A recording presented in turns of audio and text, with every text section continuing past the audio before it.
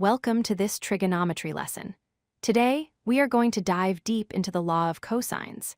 Instead of just memorizing the formula, we will derive it step by step using algebra and geometry.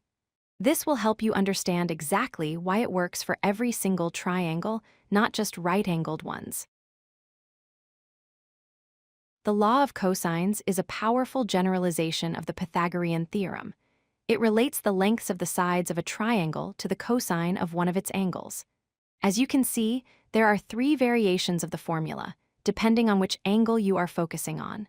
They all follow the same pattern. One side squared equals the sum of the other two sides squared, minus a correction term. To really appreciate this law, let's compare it to the Pythagorean theorem. In a right triangle, the angle is 90 degrees, and the cosine of 90 is 0. This makes the correction term disappear, leaving us with the familiar a squared plus b squared equals c squared. But for oblique triangles, where the angle is not 90 degrees, the law of cosines adds that extra term to account for the difference. Let's start our proof. Consider an arbitrary triangle with sides a, b, and see we begin by dropping a perpendicular line, or altitude, from vertex C down to side C. Let's call the height h. This altitude splits the base side C into two segments. We'll call the left segment x, which means the remaining right segment is C minus x. Now, focus your attention on the left right-angled triangle. We can use basic trigonometry here. The cosine of angle A is the adjacent side x divided by the hypotenuse b.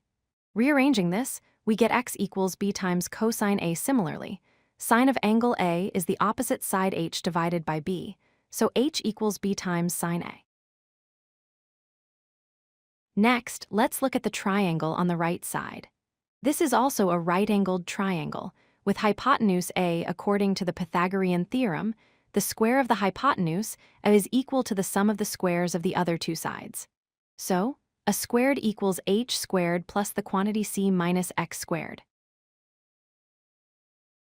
We now have an equation for a squared, but it contains h and x, which are variables we introduced ourselves. We want the formula in terms of sides a, b, c, and angle a, so we substitute the expressions we found earlier.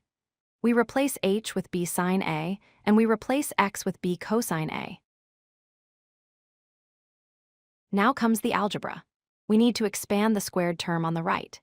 Using the FOIL method or binomial expansion, c minus b cosine A squared becomes c squared, minus 2bc cosine A, plus b squared cosine squared A. The first term, b sine A squared, simply becomes b squared sine squared A.